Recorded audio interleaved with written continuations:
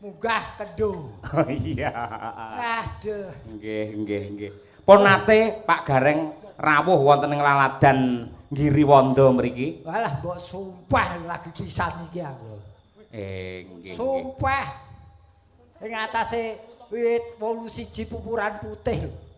Sowan rene kok lagi pisan iki ya. Nggih. Niku lek merga mboten sih katresnanipun Pak Sutikna Mokal jenengan saged silaturahim wonten ing Giriwanda mriki. Khususe di wektu-wektu iki matur nuwun Pak Tikna. Wah wis disangoni nggih sangu poso niki, Pak. Waduh, nggih. Lah sesuk lak ya sik tanggapan to. Apa poso ya prei sesasi kok. Nggih. Poso kuwi kanggo ngibadah, Mas. Leres. Wektune nggo ngibadah. Ya sok golek dhuwit ning ya ibadah aja nganti keri. Bener. Ah yen sesuk ki prei sasi lah wingi. Laris. Ya prei. Lah akeh apa kuwi jenenge kampanye mosok ya ora tanggapan. Weh wedi aku.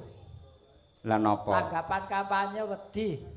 Sebabe Wedi terus terang aku wedi aku tak terima menikmati pesta demokrasi ning ora usah terjun ana ing politik praktis. betul. Wes terima menikmati pestane wae. Nggih.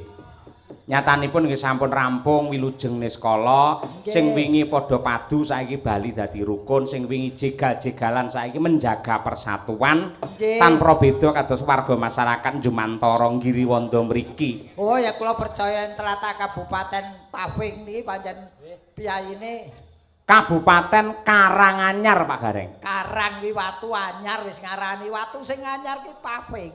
Oh iya. Ora tau bangun marai. Oh iya. Ngono. Nggih. Kene iki kondang bersatune kondang rukune. Nggih, leres. Loh, bayangno to.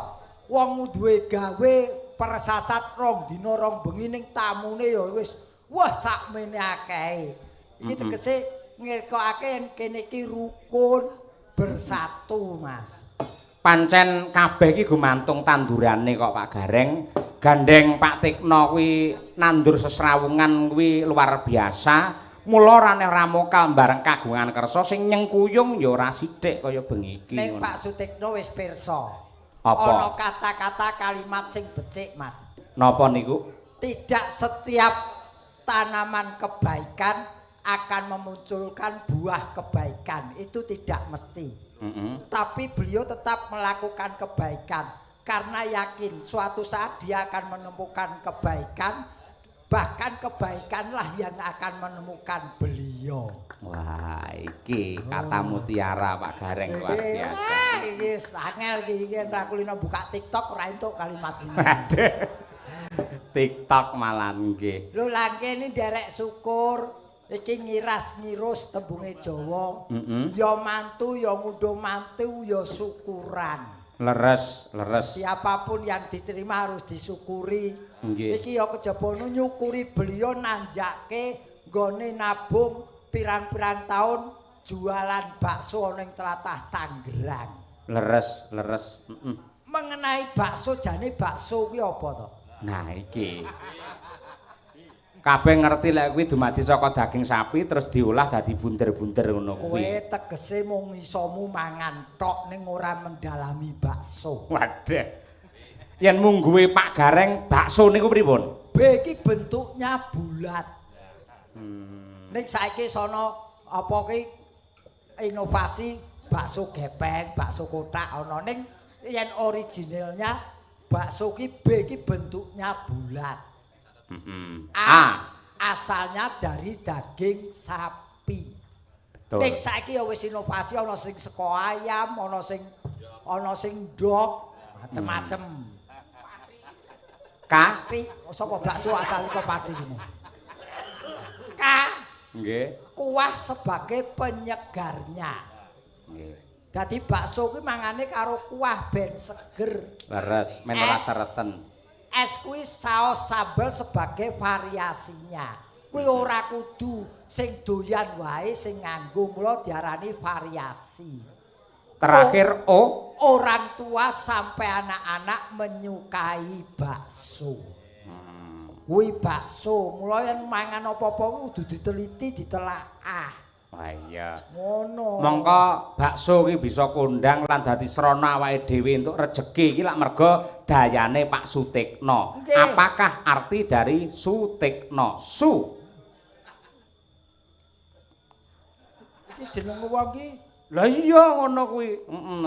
Lah pancen dayane bakso iso nggih wayangan nggih nanggap campursari. Iki lak merga saka perjuangane Pak Sutikna. Su ki sugih semangat jroning urip. Ngono, ora semangat ora mungkin berdagang bakso tekan Tangerang. Oh iya, Tik iki saka tembung titik nol anggone berdagang mulaine. Mulaine saka titik nol beliau ning Tangerang kuwi. Nonton semangate mula saiki dadi pedagang bakso sing sukses. Ki Sutikna. Pak Tikna daleme saka Njumantara. Mau sing ngejak oncek-oncek sampean miwiti kok bakso B mau. Aku lak gur nutukne sampean teruske to ki mau. Iki ngentok iki mikir ngene iki ngentekke rokok sapak lho Mas ngene iki.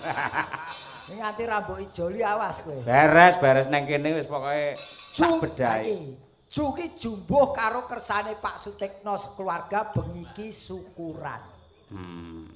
Manten kaloron wis dadi siji nyawiji. Tontonane wayang kulit dalange Ki Cahya Kuncara. Cahya Kuntadi. Kuntadi. Kuncara iki ana Dik ya.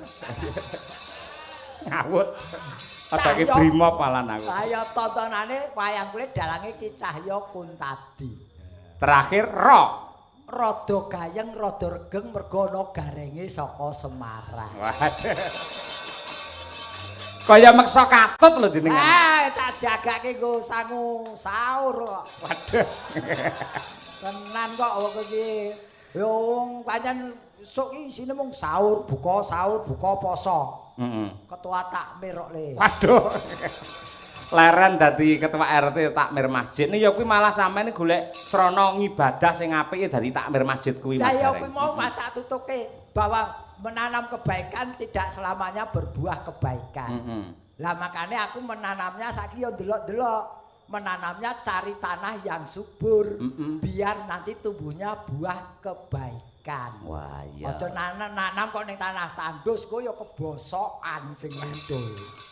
Makanya ya, aku lak menungso ora tegese ora sampurna ya tetep entuk milih-milih. Betul. Sangu sok ben kok Mas. Ngono. Niki tak dongakne jenengan tetep panjang umur, iso menghibur warga masyarakat. Amin. Pokoke bakune kula niku jane gampil Mas, wong urip ki sing digoleki kejaba dhuwit ya kesenengane ati. Pesene anakku kuwi gur siji Mas. Napa niku? Pak, yen sampean kepengin sehat, siji paitane modale. Ati kudu terus happy. Tegese kudu terus seneng. Wis sugih dhuwit yen atine susah ya lara. Leres. Mula sing penting saiki diseneng-senengke atine. Sampeyan dadi ndagel nganti tekan kene iki ya golek senenge ati. Ya ora. Tek mencla-mencl aku iki ngetutne omongane jenengan lho. Kowe omonganmu turut pinggir jurang kowe.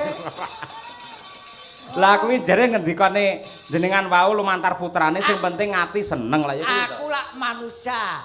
Manusia kuwi ana salah luput ora sempurna. Wong ora sempurna ning kene iki kejaba golek senenge ati ya golek duit. Waduh, cobloko. Lho ya ora ngono kok yen aku ora omong ngono dikira aku jadi orang munafik. Nah, lho ya wong jenenge wong jare yen ora obah ora upah ngono kae. ya ora mamah. Ora mamah. Lah iki manteni amen iki sik melek apa ora iki?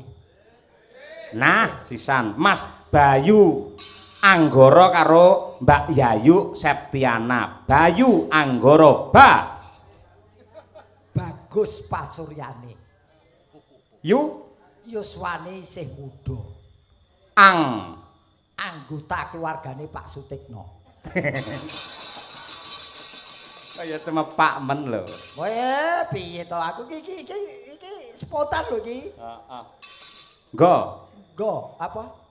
Go. Nggo ki kan sapa goto angel wis mau. Ya. Nggo ki golong gilik atine karo Mbak Yayu membangun rumah tangga. Rasane wis nyawiji mula muga-muga dadi keluarga sakinah mawaddah warahmah. Amin ya rabbal alamin. Mbak Yayu Septiana, ya. Kuwi nganti saiki aku ora iso nerjemahke ya kuwi. Ora mungkin jenengan iki dagelan cerdas kok. Aja meneh kok jenenge bojone Mas Bayu. Jenenge bojoku dhewe kan saiki ora iso tak terjemah. Bojoku jenenge yo Yayu.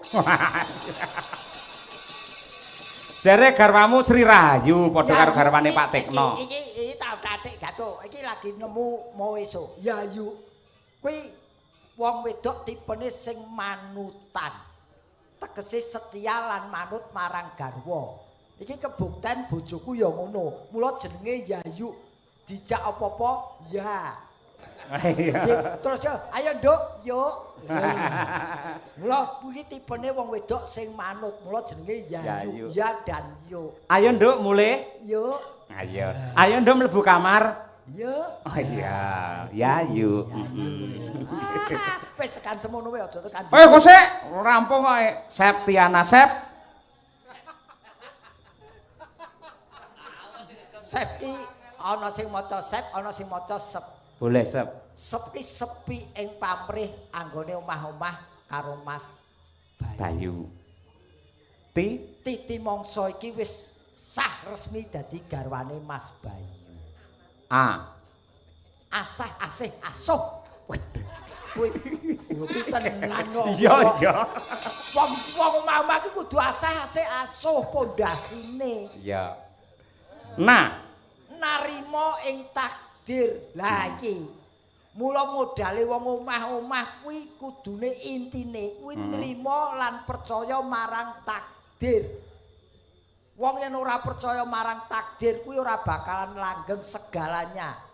Baik pekerjaan, omah-omah utawa mlumakune kuwi kudu percaya takdir sebagai orang yang beriman. Betul, betul.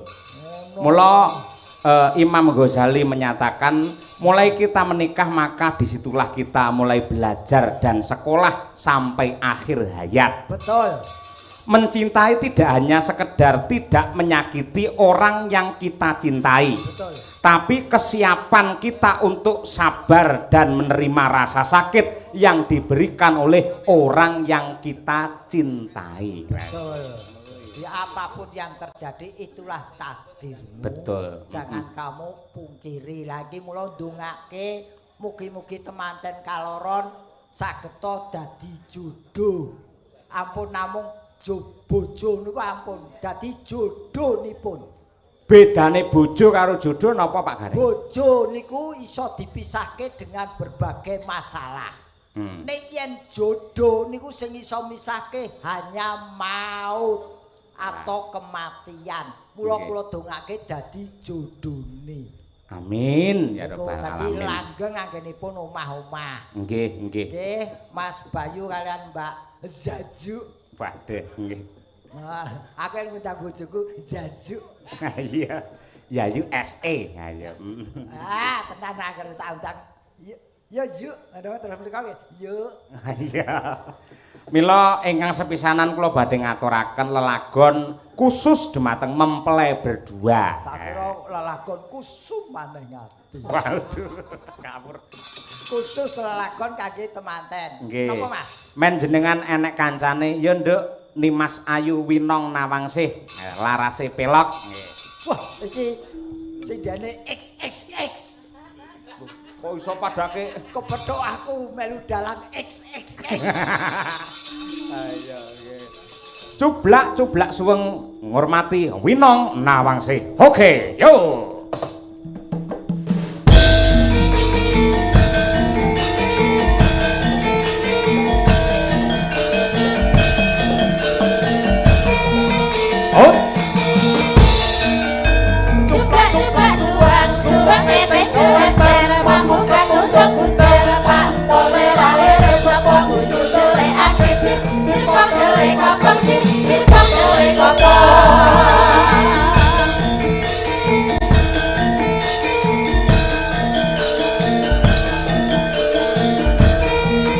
Oh suwang keping geleger pambuka tudung kudang pak kolera lere sapa guyu delekake sir pang dele kopong sir pang dele kopong sir pang dele kopong.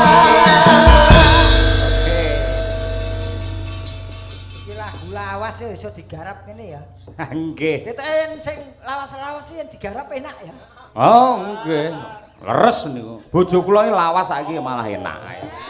Mergo ya mbok garapi. Ah, nggih monggo mung tak modali tuku daster ning klewer saiki ya beda. Bojoku tak modali daster tuku ning TikTok.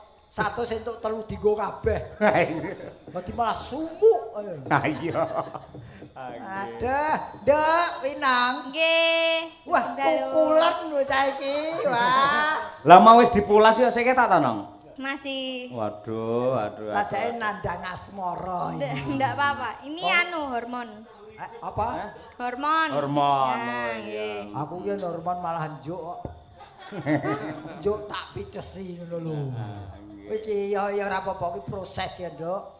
Segala umur itu pasti ada perubahan pada fisik manusia. Dinong sehat, Nduk, sayang. Alhamdulillah sehat. Nah, sing baku ki saiki modale wong kudu sehat. Nggih. Wis sehat itu penting segala-galanya. Nggih, terus. Wis di pacar apa urung? Sampun dereng, Pak. Lho sing lakone awakmu kok ya takon aku. Iki wong wedok sing ora iso duwe paugeran ngene iki angel iki. Jak omah-omah angel iki. Mboten, kula kan tegese anu ngoten lho. Teksan. Mboten. Kula nek ajeng jawab harus tanya Pak Ketua dulu. Lho ketuamu kok mbok jawab tanya piye? Lha kula angsal mboten menawi kula mangsuli dereng ngoten lho maksude. Oh, Niku dosa napa mboten ngoten lho. Lho dosa iki ben disandang dheweke. Aku ngajari bocah jujur apa anane yen duwe ya duwe, ora ya ora kok malah dosa kok nyanggo aku. Ya sakarepmu yen ki mbok nggo apa rahasia sakarepmu. Biasane wong panggungan ki apa ngetokke sejatine ngono ki do isin. Yen aku belum. Ning ya kuwi hake si Winong, itu kan privasi. Nek bintang artis ki babar pisan ra ngetokke pasangane iki sapa, mongko jane duwe pacar, ra tau foto bareng diupload ora nate ngono kuwi. Mula wong sing kulino ngono biasane nikah sepasar bubar. Mulah ora gelem yen kowe ngomong kula pun di pacar mesti dipengestoni sing mirsani. Oh, ngoten. Heeh, wis di pacar burung. Sampun nek no. Oh ya wis. Bareng ngerti duwe pacar garek rada mundur malihan. Ora apa-apa. Ya sing baku sekolah sik dirampungke ya, Nduk. Siap. Pacaran tuh proses hidup sing baku sekolah engko nggo masa depanmu. Nggih. Perkara jodoh karo pacarmu ya disyukuri, ora ya itu proses hidup. Nggih. Kowe arep nembang apa? Napa? Napa, Pak? Bawa wae. Sida asik. Ayo. Pipi kok didempuli. Kan jerawat. Jangan diliatin dong. Sido sih. Sudah asih bawani. Wah, jan. Pak Tirto genderane. Tirto. Tak Malah kaya dokter ya, dokter Saiki Tirto. Pak Tirto tak parapi Tirto Samsu. Iya. Mau metu rokok Samsu terus di bekku. Ayo. Ayo. Nano, ya no.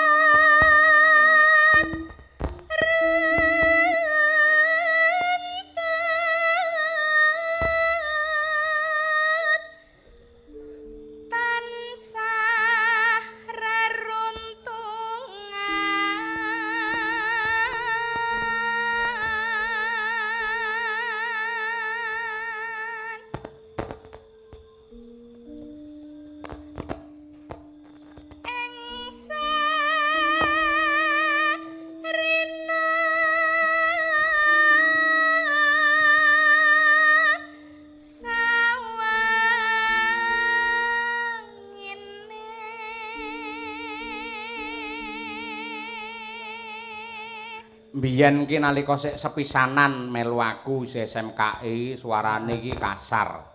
Tur karo Laras ki rung iso bleng ngono kuwi. Saiki kok iso apa mbok toto Mas? Saiki suarane kok iso pas ini.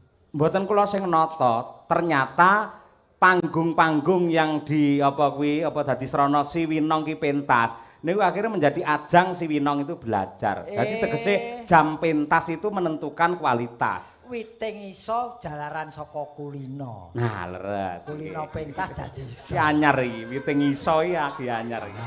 Witing iso. Iya. Apik. Datan apal. Datan kinggang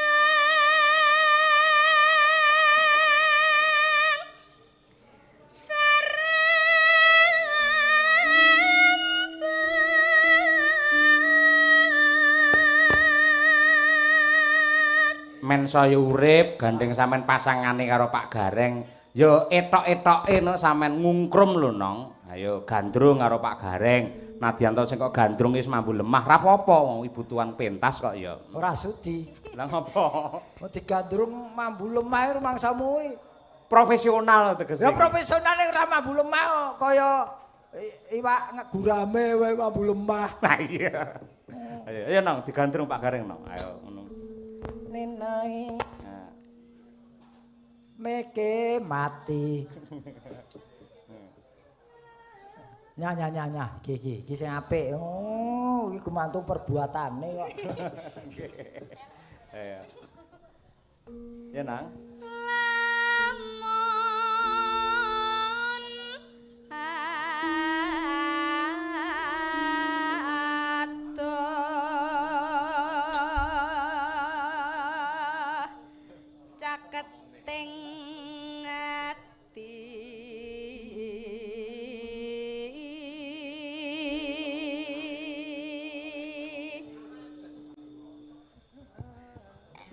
Nonano yen cedhak tansah mulat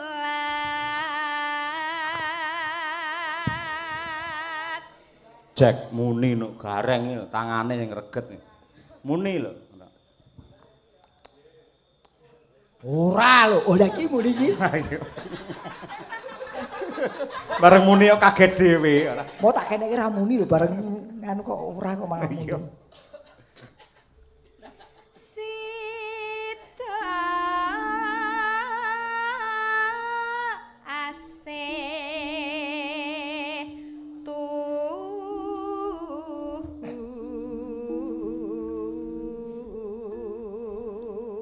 nang ora iso roman. Wong kon ngungrum aku kok sing didepke wong kono. Ngungrum iki. Lah jenengan tasih sibuk kalih mi kok. Yo ngewangi kowe iki piye carane aku digerayangi ngono. Waduh. Ayo. Pripun e? Lambene sapa komentare tuwek. Kula bingung ya Pak, soalnya kados mbah kula ya, dadi nek ajeng anu pripun ngoten. Malah kaya mbahmu ki awet mung kari keal-keol kok. Oh, ora roman ra patekne. Ora apa-apa, rasane dipateni sik sing penting gandrung ngono ayo. Mosok karo mbahe wae. Sik to rasane dipateni sik kaya debok to, Mas.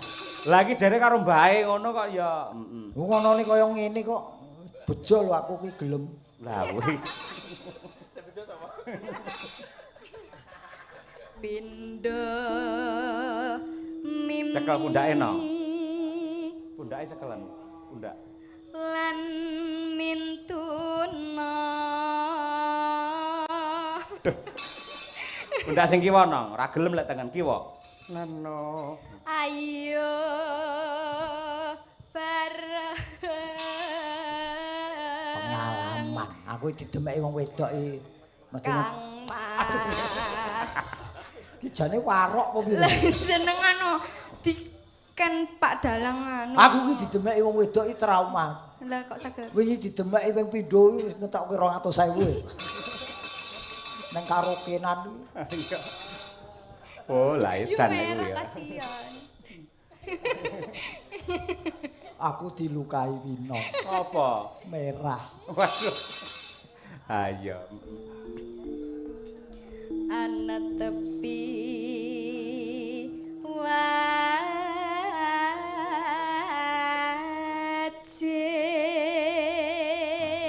Percaya. Angger sing ninting pas mesti sing nembang ya pas. Sing ninting pasangane Marwata lho. Kok iso? Daryadi. Iki Mas Daryanto ya. Oh, Daryanto, masa Daryadi. Neno kira. Sito wasih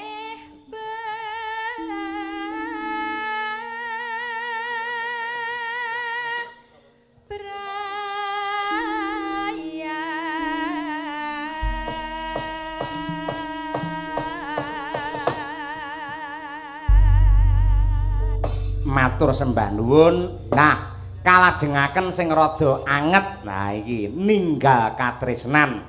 Panyuwun kula mugi-mugi mempelai berdua Mas Bayu menapa dene Mbak Yayu sampun ngantos ninggal dumateng sucining katresnan. Atur untut runtungan nganti kaken-kaken ninen-ninen. Nah, iki. Ya nang langgam dhisik wong ayu. Coba kaya apa? Buka apa? Buka kethuk. Hah? Buka kethuk. Buka tutuk. Oh, tutuk to. Heeh. Ya. Aku panggil. nangis sajroning atiku nalika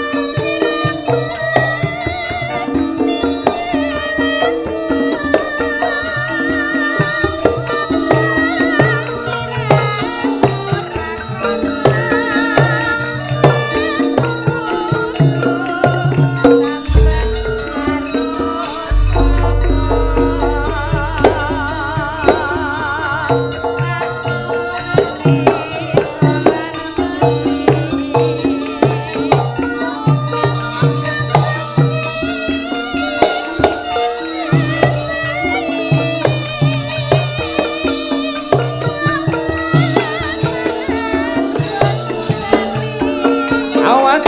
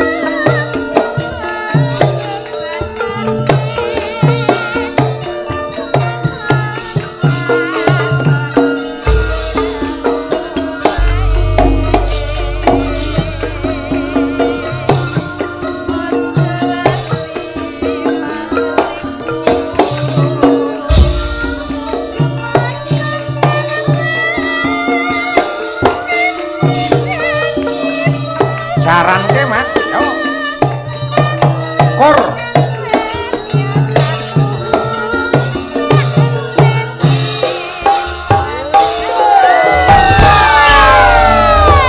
Lepas mic joget lah sing tunggal, Nduk.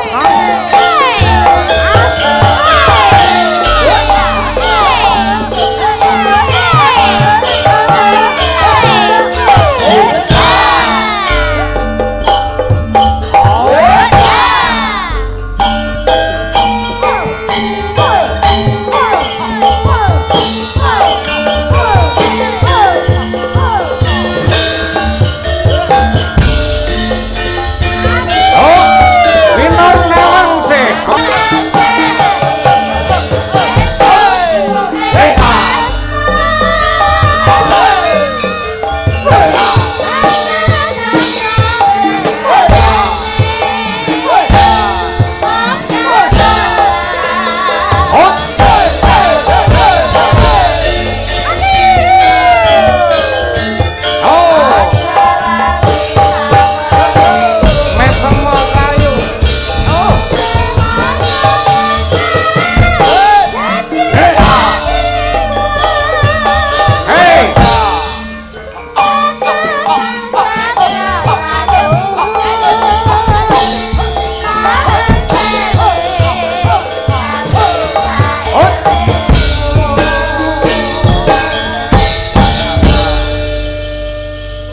Piye Pak Gareng? Iki pilih iki. Pilah-pilih piye? Pilah iki tegese dipilah sing joget di, sing nembang di, sing nonton di. Heeh. Nah, pilih ya pancen sing pinilih pinong sing joget. Mongko iki jurusane dudu bocah tari. Anu ngendi? Solo. Ning Solo ning ana ing UNS lho kuwi. Jurusane apa? Jurusane Apa, Dok? Nang? Apa? Basa Jawa. Oh, basa Jawa. Dadi iki mau Mongko lek omongan karo kancane gawe Indonesia terus. ya iki lho. Basa Jawa kok basane Indonesia iki lho. Lulu gua. Iya, ngono kuwi. Wah, jane ngene luwes. Iki bocah kowe cadi to, Nong? Oh, tulung agung mula ya iki apa jenenge jogete Srimpi iki luwes banget. Iso srimpi lho pamadane bedayan. Joget apa? Iki jenenge senterewe jaranan ngono kuwi. Walah wong kacek sithik lho, Srimpi karo senterewe padha ese lho. Ayo. Ayo padha ese serampat ya oleh nganggo teh. Senterewe iki pancen ciri khase weton kono. Heeh. Wis pokoke Jawa Timuran ki ora iso ninggal senterewe. Yen aku maca teng buku Sente Rewe, asline sing bener niku Sente Rawe. Sente karo Rawe padha-padha le gateli. Gateli mula ora iso mandeg iki. Ora iso meneng, ayo. Terus. Lan joget nganti kaya kelebon orong-orong deh. Ah, ya mergo gatel. Ayo ngono kuwi. Pancen Sente karo Rawe iki gawe gatel. Leres nggih. Ning iso diartikan juga siapa yang melihat tarian gatel kepengin melu joget. Leres. Dadi daya tarik, Mas. Nggih. Dasar sing ngendang ya sing ngendang apa sing joget ya si Kenong iki. Winong. Ah ya lak manut Kenonge to joget. Oh iya. Manut sing enong. Sesat ning ora ya. Sesat kemudian tak berguna. Ayo. Ngono. Ayo. Ning- Arum Bali. Ya, coba kaya apa? Arum. Bir Gita Ayu dari kota Kediri. Iya, ya, coba kaya apa? Ya Bir jogetan nembang nggih njelimur Anda yang sedang berduka. Cekon Ayo. ndi omahe ndi? Omahe ngendi? Kota Tahu Kediri. Lho kok jenenge Birgita? Lah apa? Ya oleh ae to jeneng Bir Gita. Oh, cah saiki kok gaul. Cah saiki. Nggih. Birgita. Iya. You standing partai. Loh. Maksudnya ngadeg Malah resepsi madang ora. Bir, Dalam. come here. Ayo. Ya mah ngonteni sepote sik aku. Sesek ngenteni bapak Pak Gareng. Nana, neneng, nena. Kemeruh kuwi setengah. Diabani jo angel. Arum Bali, yuk.